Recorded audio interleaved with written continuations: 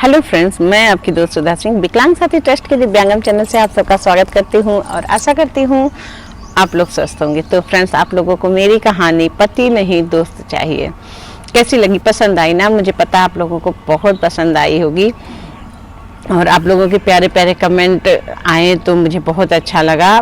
पर आज मैं कहानी का अंतिम भाग लेकर, तीसरा और अंतिम भाग लेकर आप लोगों के सामने उपस्थित हूँ। पर उसके पहले मैं आप लोगों से एक अपनी खुशी साझा करना चाहती हूँ। कल मैं भोपाल गई थी और वहाँ पर मुझे महादेवी वर्मा स्मृति कवित्री सम्मेलन में भाग लेने का सुअवसर प्राप्त हुआ, जहाँ पर हमने काव्य पाठ भी किया और मुझे वहाँ पर नारी शक्ति इंटरनेशनल अवार्ड से सम्मानित किया गया। वहाँ पर मुझे ये शील्ड, ये सम्मान पत्र और एक मेडल प्राप्त हुआ, जो मेडल प्राप्त हुआ और जो कि मेरे लिए बहुत गर्व की बात रही। और वहाँ पर मुझे काव्य पाठ करने का सुअवसर भी प्राप्त हुआ, जहाँ पर मैंने बहुत अच्छे से काव्य पाठ किया। लोगों ने काफ़ी तारीफ़ की और वहाँ पर बहुत बड़े बड़े कवि आए थे, तो मैं थोड़ा डर भी रही थी। और पहली बार जब मैंने झांसी में काव्य पाठ किया था तो मैं बहुत डरी हुई थी, तो उस टाइम पे मेरा उतना अच्छे से नहीं हुआ। पर कल मैंने बहुत ही कॉन्फिडेंट से काव्य पाठ किया, बहुत अच्छा मेरा काव्य पाठ हुआ और ये सब आप लोगों के प्यार और आशीर्वाद से ही संभव हुआ। मैं निरंतर आप लोगों से मिलती रहती हूँ, आप लोगों से बातें करती हूँ, तो मेरे अंदर की जो झिझक थी वो ख़त्म हो गई। ये सब आप लोगों के प्यार और आशीर्वाद से ही संभव हुआ, उसके लिए बहुत आभार आप लोगों का। आप लोग अपना प्यार मेरे ऊपर ही बनाए रखिएगा। तो फ्रेंड्स, मैं अपनी कहानी पति नहीं दोस्त चाहिए का अंतिम भाग लेकर आप लोगों के सामने उपस्थित हूँ।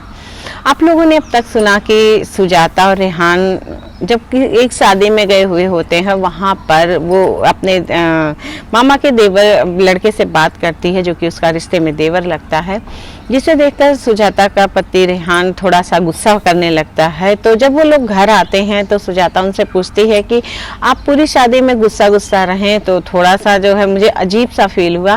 तो वो उसका पति कहता है कि तुम्हें क्यों बुरा लगा, तुम्हें तो खुश होना चाहिए था, तुम तो वहाँ पर हा हा ही यूँ कर रही थी और ऐसे जो है तुम बेशर्मों की तरह हंस रही थी, बोल रही थी, बात कर रही थी, तुम्हें मना किया गया था कि ज़्यादा किसी से बात नहीं करना। तो सुजाता सोचती है कि मैंने ऐसा कौन सा गुनाह कर दिया, मैं तो अपने देवर से बातें ही तो कर रही थी और कुछ उल्टी सीधी भी बातें नहीं कर रही थी, कोई हंसी मजाक नहीं कर रही थी, पढ़ाई लिखाई और करियर के बारे में ही बात कर रही थी। तो मैंने ऐसा कौन सा गुनाह कर दिया। और फिर वो सोचती है कि उसके पति का विश्वास कितना कमज़ोर है, जो अपनी पत्नी के ऊपर विश्वास नहीं कर पा रहा है और जो ये चीज़ें समझ नहीं पा रहा है कि मैं सिर्फ उससे बात कर रही थी। अगर हमारे रिश्ते में ये विश्वास इतना कमज़ोर रहा तो आगे हमारा रिश्ता कैसे चलेगा। सुजाता ये सब बातें सोचती है और वो सोचती है कि काश एक बार तुम ये कहते कि सुजाता, तुमने कितने अच्छे से वहाँ पर सबको डील किया, तुम कितने अच्छे से वहाँ पर सबसे घुल मिल गई और जो है तुम कितने अच्छे से सब कुछ वहाँ पर संभाल रही थी, मुझे बहुत अच्छा लगा, तो शायद मुझे बहुत खुशी होती। पर सुजाता रेहान के शायद व्यवहार को भी समझती थी, उसकी बात को भी समझती थी। इस तरह वक्त धीरे धीरे बीत रहा था। सुजाता छोटी छोटी बातें सुजाता के मन में कुंठा का भाव घर कर रही थी और सुजाता इस तरह जब उसका पति किसी भी बात पे गुस्सा करता तो वो सोचती कि हर बात पे गुस्सा करना, क्या मैं इनकी पत्नी ही हूँ या मैं क्या हूँ इनकी लाइफ में, मेरी क्या हैसियत है इनकी ज़िंदगी में। जब रेहान कहीं बाहर निकलने लगता, चाबी भूल जाता, तो गुस्सा करके कहता तुम्हें इतना भी ध्यान नहीं कि मेरी चाबी सामने रख दिया करो या मेरे जूते पॉलिश कर दिया करो, मेरे कपड़े प्रेस कर दिया करो। छोटी छोटी बातों को लेकर वो उस पर चिल्लाता रहता। वो सोचती कि ये बातें क्या मैं सिर्फ इसलिए हूँ कि आप खाना बनाऊँ, कपड़े प्रेस करूँ, जूते पॉलिश करूँ और चाबी आपके हाथ में दूँ, पानी लेकर आऊँ, इसके अलावा क्या मेरी कोई अहमियत नहीं? इसके अलावा क्या आप मुझे एक बार हंस के नहीं मुझसे बात कर सकते? वही चीज़ें मुझे प्यार से नहीं समझा सकते कि सुजाता मेरी चाबी यहाँ रख दिया करो। वही चीजें आप ढंग से मुझसे नहीं मांग सकते। मैं हूं क्या? हर बात पे गुस्सा होना। मानती हूँ आपको ऑफिस में या बाहर आपके बहुत ज़्यादा तनाव होता है, बहुत ज़्यादा वर्कलोड पड़ता है, लेकिन मैं भी घर में रहती हूँ। मैं तो सिर्फ इसी आशा में रहती हूँ कि मेरा पति जब आएगा मुझसे प्यार से बात करेगा, वो ऑफिस जाएगा तो मुझे हक कर लेगा, और अगर ऑफिस से आएगा तो एक स्माइल के साथ घर में आएगा। मैं बस इतना ही तो चाहती हूँ। पर वो सुजाता के मन को रेहान कभी समझने की कोशिश नहीं करता था, जिसकी वजह से दोनों के बीच में छोटी छोटी बातों को लेकर मनमुटाव होने लगा। और जैसे भी रेहान के मन में कोई बातें होती, वो सुजाता से शेयर भी नहीं करता था कि तुम ये चीज़ें गलत कर रही हो क्या। तो सुजाता समझ भी नहीं पाती थी कि हाँ उसने क्या गलती की, क्या ऐसा कुछ किया है। तो इस तरह उनकी लाइफ चल रही थी और दोनों के बीच में कहीं ना कहीं कुंठा घर कर रही थी।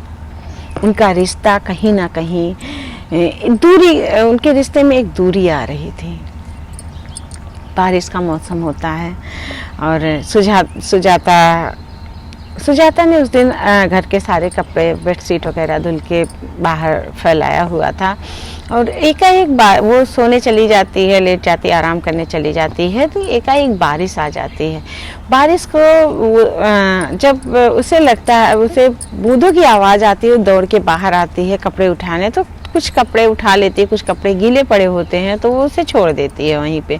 वो बारिश को देखकर उस बारिश की बूंदों में भीगने लगती है। उसे भीगना बहुत पसंद होता है।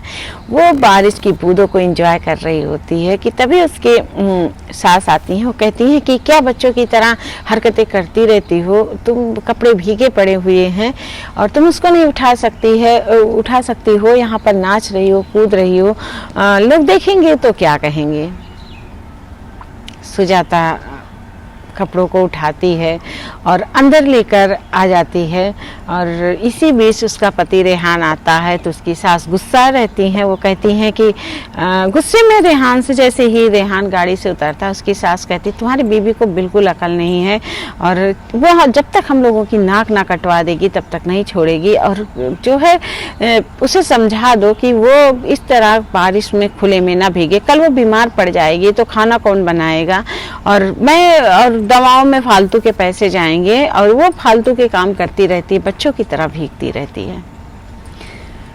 रेहान आता है रूम में और वो सुजाता के ऊपर गुस्सा करने लगता है और कहता है कि तुम्हारी आदत कब छूटेगी, तुम कब जो है मुझे परेशान करना बंद करोगी, और कब तुम जो है ये सब क्यों उल्टे सीधे काम करती रहती हो, जिससे माँ को गुस्सा आता है।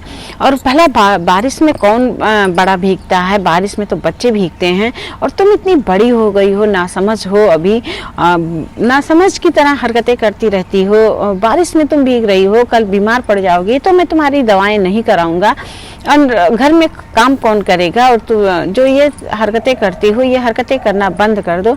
बाहर कपड़े पड़े हुए थे, तुम्हें पहले कपड़े ला के रखना चाहिए था, फिर चाहे जो तुम करती। तो इस पर सुजाता अपनी बातें कहना चाहती है कि उसने सूखे कपड़े ला के रख दिए थे, वो गीले कपड़े थे, इस वजह से उसने नहीं उठाए थे, पर वो रेहान के गुस्से के आगे नहीं बोल पाती। उसकी आंखें भर आती हैं। वो सोचती है कि रेहान आखिर उसे क्यों नहीं समझते हैं, आखिर वो इतनी समझदार तो है ही कि वो कपड़े लाके पहले रखेगी ही। और एक बार रेहान गुस्सा करने से पहले एक बार सिर्फ उससे बात कर लेते हैं क्योंकि उसने ऐसा क्यों किया। रेहान उसकी बातें ही नहीं सुनना चाहते हैं, और इस तरह दोनों के बीच में छोटी छोटी बातों को लेकर लड़ाई झगड़ा शुरू हो जाती है, जहाँ पर सुजाता कभी जवाब नहीं देती थी, अब सुजाता गुस्से में जवाब भी देने लगी। और तब रेहान को लगा कि हाँ कुछ मतलब कुछ ऐसा है जो सुजाता उससे कहना चाहती है, पर वो कह नहीं रही है। तो एक दिन रेहान उसके पास बैठता है और उससे कहता है कि तुम हर समय गुस्सा करती रहती हो, घर में कितना ख़राब माहौल हो गया है, और तुम मुझे कहती हो कि मैं गुस्सा करता हूँ। तो इस पर सुजाता कहती मैं बाहर किसी से कुछ नहीं कहती, ना मैं मम्मी जी से कुछ कहती हूँ, ना मैं जेठानी जी से कुछ कहती हूँ, ना मैं ससुर जी से कुछ कहती हूँ, पर मैं चाहती हूँ कि तुम मेरी बातें सुनो, तुम मेरी छोटी छोटी बातों को सुनो, समझो। मुझे फ़र्क नहीं पड़ता कि मेरी सास मुझे नहीं समझते, मेरी जेठानी मुझे नहीं समझते, मेरे ससुर मुझे नहीं समझते या मेरे परिवार का कोई और नहीं समझता, पर मुझे फ़र्क पड़ता है जब आप मुझे नहीं समझते हो। रेहान कहता है कि मैंने हर बार कोशिश की तुम्हें समझने की, पर तुम भी मेरी प्रॉब्लम को समझो, और जो है मैं तुम्हें अगर कुछ कहता हूँ तो सिर्फ इसलिए कि मम्मी तुमको कुछ गलत ना बोल सकें।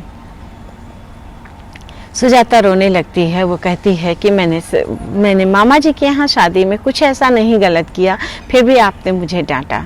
तो रेहान उस पर कहता है कि तुम वहाँ पर उससे हंस बोल रही थी, जहाँ पर कुछ लोग वहाँ पर बातें बना रहे थे कि हाँ इनकी बहू अभी नई नई आई है, लेकिन देखो कोई भी शर्म लिहाज नहीं है, कैसे खिलखिला के हंस रही है, कैसे बोल रही है। जो बातें माँ को बुरी लग रही थी, और माँ ने जब मुझसे कहा तब मैंने तुम्हें इसलिए नहीं बताया कि तुम गुस्सा मतलब तुम्हारे और माँ के बीच में डिफरेंस आ जाएंगे, इस वजह से मैंने तुम्हें नहीं बताया और तुम पर गुस्सा किया। मैं ये नहीं कहता कि तुम बारिश में मत भीगो, तुम बारिश को एंजॉय करो, लेकिन पहले तुम ये देखो कि हाँ क्या सामान भीग रहा क्या नहीं, तुम उसको अंदर रख के इसके बाद बारिश को एंजॉय करो। हाँ मानता हूँ कि माँ छोटी छोटी बातों को लेकर गुस्सा करती हैं, पर मैं उन्हें भी जवाब नहीं दे सकता। तुम भी मेरी प्रॉब्लम को समझो और समझने की कोशिश करो। जिस तरह तुम्हें एक पति में एक दोस्त चाहिए, उसी तरह मुझे भी मेरी पत्नी में मुझे समझने वाला एक दोस्त चाहिए। सुजाता की आंखें भर आती है। वो सोचती है कि वो रेहान को कितना गलत समझ रही थी। अगर रेहान आज उससे बात ना करता तो शायद उसके बीच में ये जो दूरी है छोटी छोटी, वो बढ़कर बहुत आगे चली जाती। रेहान उससे फिर कहता है, रेहान कहता है इस घर की एक परंपरा रही है जहाँ पर कोई भी पिताजी या भैया कोई भी अपनी पत्नी का कोई काम नहीं करता, तो अगर मैं तुम्हारा कोई काम ऐसा कुछ कर देता तो लोग वहाँ पर मुझे जोरू का गुलाम समझते हैं, और वो समझते हैं कि इस घर की जो एक परंपरा है वो मैं ख़त्म कर रहा हूँ, जो कि पिताजी को बिल्कुल अच्छा ना लगता। मैं पिताजी के लिए ही मतलब तुम्हारे ऊपर थोड़ा रौब जमाता हूँ, और पिताजी के लिए ही मैं जो भी कुछ करता हूँ, पर ये यहाँ पर बिल्कुल ये बात नहीं है कि मैं तुम्हें गलत बोलता हूँ या गलत कहता हूँ। मैं तुम्हें प्यार भी करता हूँ, मैं तुम्हें हक भी करना चाहता हूँ, पर इस घर में हमारे बड़े बुजुर्गों ने हमें यही सीख दी है कि मैं सबके सामने तुम्हें हक नहीं कर सकता। सुजाता और रेहान आज बहुत देर तक बातें करते रहे। आज सुजाता को लगा कि उसका पति उसे समझता है, पर कुछ सामाजिक रेखा होती है वो उसके बाहर नहीं जा सकता, और आज वो अपने पति को समझ रही थी कि उसका पति उसे अगर कुछ कहता है तो कोई ना कोई रीजन होता है। तब सुजाता ने रेहान से कहा, जब भी आपको कुछ ऐसा करना हो, जब आप कुछ ऐसा मुझसे चाह रहे हो तो आप मुझसे वो बातें शेयर कर लिया करिए, मुझसे कह दिया करिए, मैं आपकी बात को पूरी तरह से समझूंगी, और मैं भी आपसे बहुत प्यार करती हूँ और इस रिश्ते को हमेशा बनाकर रखना चाहती हूँ।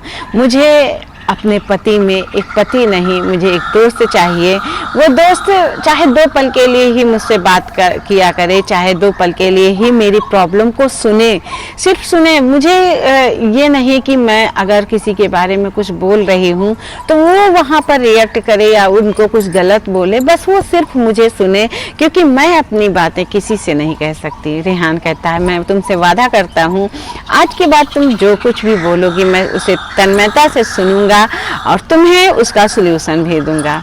दोनों पति पत्नी एक दूसरे से खुश हो जाते हैं और बातें करने लगते हैं। तो फ्रेंड्स, मेरी ये कहानी पति नहीं दोस्त चाहिए यहीं पर समाप्त होती है।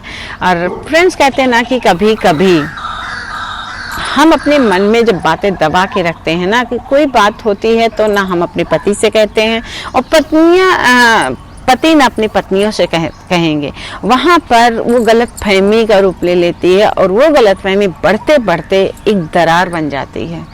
तो फ्रेंड्स, दरार बनने से पहले आप अपनी पत्नी से, अपनी पति से अपने मन की बात को शेयर जरूर कीजिए। और पति और पत्नी दोनों से मेरा रिक्वेस्ट है कि दोनों लोग एक दूसरे की बात को पहले सुने, समझें, फिर उसका जवाब दें, ना कि गुस्से में कुछ भी बिना सुने ही चिल्लाना शुरू कर दें या लड़ाई करना शुरू कर दें। तो फ्रेंड्स, मेरी ये कहानी यहीं पर ख़त्म होती है और आज मैं अभी मैं भोपाल से आई हूँ और मुझे फिर जाना है कहीं पर, मेरे रिलेटिव में कुछ प्रोग्राम है तो मुझे फिर जाना है। तो अगर मैं कहानी सुनाते मुझसे कुछ गलती हो गई हो तो माफ़ कीजिएगा, मेरी आंखें पूरी नींद से भरी हुई हैं क्योंकि मैं रात भर सोई नहीं हूँ और कुछ गलती हो जाए तो प्लीज़ सॉरी। और मंगलवार को आप लोग इंतज़ार करते, इस वजह से मुझे वीडियो बनाना मेरे लिए बहुत ज़्यादा ज़रूरी था। और तो मैं फिर आप लोगों से शनिवार को मिलती हूँ और तब तक के लिए नमस्कार। और हाँ, अगर आप लोगों को मेरी ये कहानी पसंद आए तो हमारे चैनल को प्लीज़ सब्सक्राइब कीजिएगा, हमारे कहानियों को, और जो भी हमारे चैनल पर प्रोग्राम पढ़ते हैं उसको लाइक कीजिएगा, शेयर कीजिएगा, कमेंट दीजिएगा। आपके कमेंट का इंतज़ार हम सबको रहता है। और मैंने भोपाल में कुछ वीडियो बनाए हैं तो वो वीडियो भी मैं आप लोगों से ज़रूर शेयर करूँगी। मैंने सिर्फ आप लोगों के लिए वो वीडियो बनाए हैं और बहुत धूप, बहुत गर्मी, बहुत मेहनत किया तो आप लोग जरूर देखिएगा। मैंने आप लोगों के लिए कुछ वीडियो बनाए और अपने कवि सम्मेलन की भी वीडियो मैंने बनाई है, तो आप लोगों तक हम पहुंचाएंगे उसको। और आप लोगों से भी रिक्वेस्ट है कि आप लोग प्लीज़ अपने यहाँ से कुछ वीडियो बना के, अगर आप कहीं ऐसे यात्रा पे जाते हैं तो यात्रा वृत्तांत पूरा आप लोग बना के वीडियो हमारे यूट्यूब चैनल पे भेजिए। और हमारे जितने भी सर हैं, Rizwan Mansoori sir, Parvez Sinha sir, PK sir, और जितने भी हमारे सर हैं, सबको आप लोग सुनिए, सबको लाइक कीजिए, कमेंट दीजिए और अपना ढेर सारा प्यार दीजिए। मुझे भी ढेर सारा प्यार दीजिए, मुझे तो आप लोगों के प्यार की सबसे ज़्यादा ज़रूरत रहती है तो दीजिए, तब फिर मैं मिलती हूँ। और देखिए मेरे घर में आम आ गए हैं, आप लोग आइए तो फिर आम खिलाते हैं आप लोगों को देखिए ढेर सारे आम आए। तो फिर मिलते हैं हम, तब तक के लिए बाय।